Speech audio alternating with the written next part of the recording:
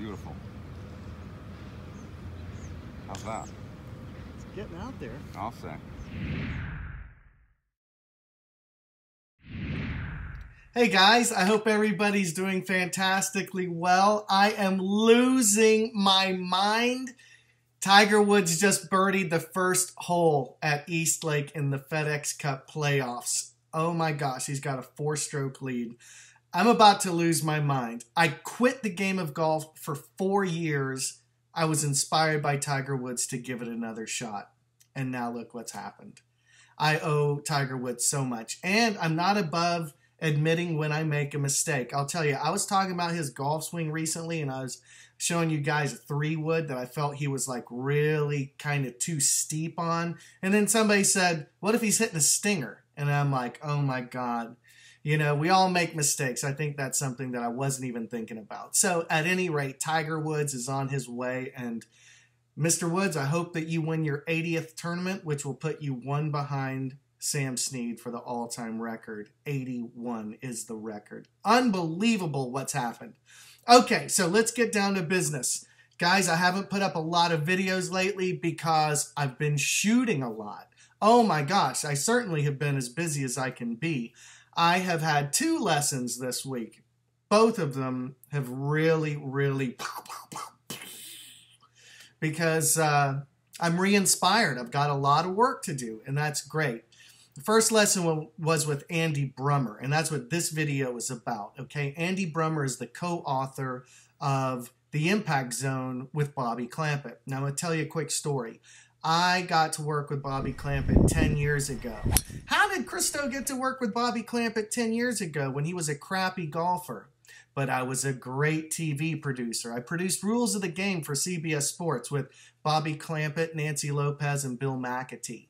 But I got to produce Bobby and watch him hit golf balls and say, okay, take this 6-iron over that bunker. And it's just like, whoosh. You know, he's like total Jedi master. And I was a huge fan of him when he was a young man. My God, he had the most distinguished amateur career at the time. And he was widely regarded as, if not the best ball striker in the world, one of the top ball strikers in the world as a 19, 20-year-old.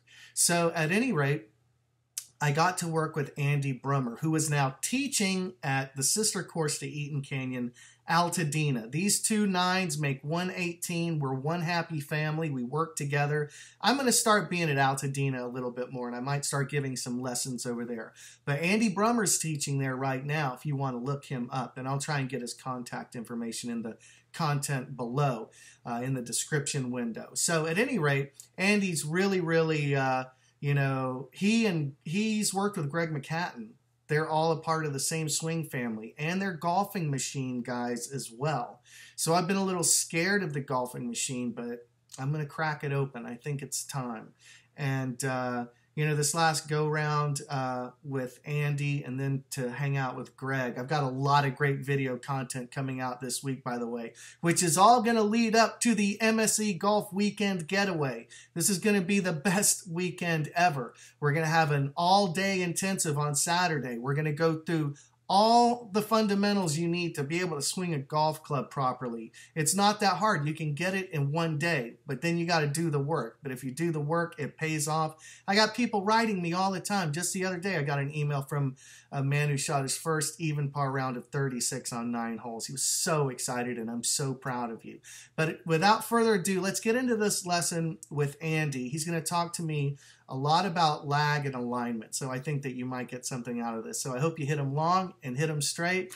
And if you want to learn more about how I hit the golf ball, this is my best-selling DVD and instructional video, The Hogan Code. You can get that at myswingevolution.com. Let's go, FedEx Cup! Let's go, Tiger! Woohoo!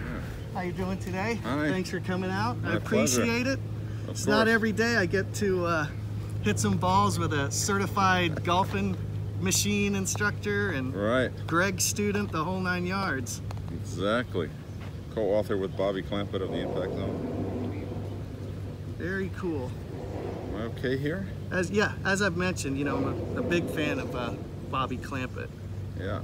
So I'm not even aiming at anything, just kind of like I guess there's a green flag. I can hardly even see it, but that's kind of what I'm flying over. And what's that, an 8 or 9 iron? It's an 8 iron. It's I think it'll go right over it. Yep. But that just gives me a line to kind of work on.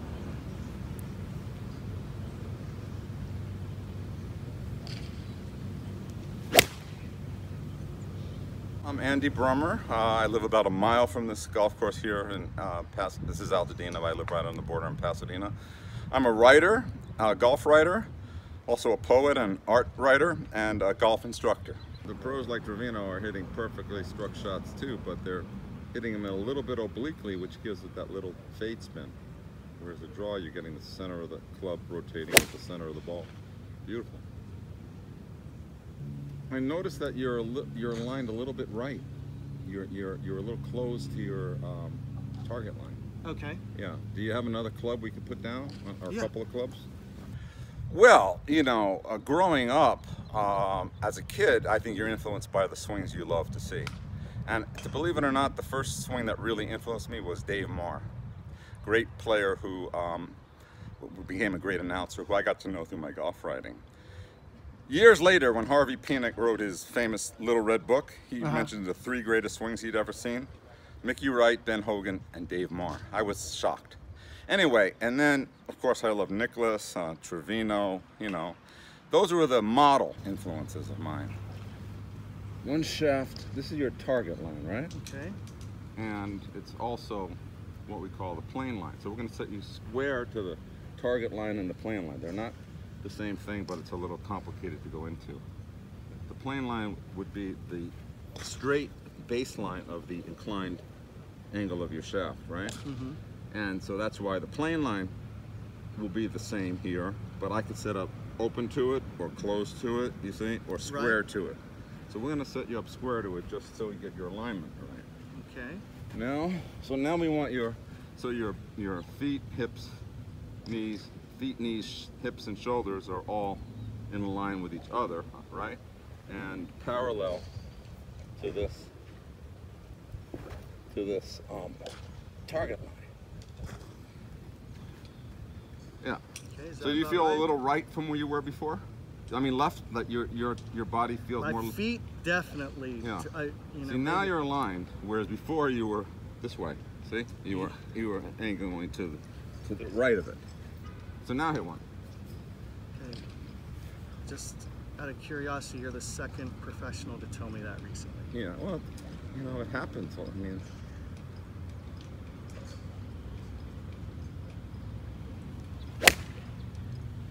Yeah, so it's a straighter flight, you see? There you go. Awesome. That's it. You like that, right? Nice. Want to try one more thing since we're here talking about golf swings? Let's do it. As I became a college player and then later a golf writer, I discovered the golfing machine in, the mid-1990s. And really, that's become the kind of the foundation of the influence. Right. So club head lag is not just the club head trailing the hands, but as a good player like you, a great player like you, starts down, the inertia of the club head is resisting the forward movement of the motion. And that's bending the shaft back like that. You see that, right, in videos? It's loading the shaft. The inertia of the club head resisting the change of direction is bending the shaft. Yes. And that bend in the shaft, I'm not, you see a little bit here. Yeah. Is what club head lag. It's the club head actually lagging behind the loaded shaft. And you want to sustain that load of the club head all the way through impact. Right, so it springs through the Right, ball. Whereas every other kind of lag, there's a release of the lag. So at some point, this angle here straightens, right? Right. It releases. Club head lag, there's no release. The club head stays bent back, ideally, all the way through. Right. That's what's keeping the power and the strength in the shaft that's absorbing your impact. Now, to make things even to thicken the plot a little bit, a player like Ben Hogan lagged the club in both directions. So that's why. This is brand new, folks. What are you talking about both directions? Well, remember, you know, you work with Greg McHatton, or your Yes. friend. You know, he talks about this hands lead. See the club is Little caddy drag. That caddy drag. Another word for that is load, because do it, and you feel how that club is resisting, and it's actually loading the club this way, and then then it's loaded back that way. Mm-hmm. So you're bending loading the shaft in both directions in that caddy leg. And your swing, you have you don't have load on the backswing. I've taken it out. I'm not doing that now. You've tried it before? Yeah. Let's see you try it again with the understanding here that you're loading it. So Okay. I'm going to put the shaft behind your club here. Start your hands back and your body back. You feel that? You feel how that's loading the shaft? And then this way, start to come down. You feel how that's loading the shaft there? That's what you want to feel. Okay. So you want to feel that shaft bending one way going back, and then the transition, it loads. It's still loaded going the other way. Right. So if I was going to do this, it would be a little bit more.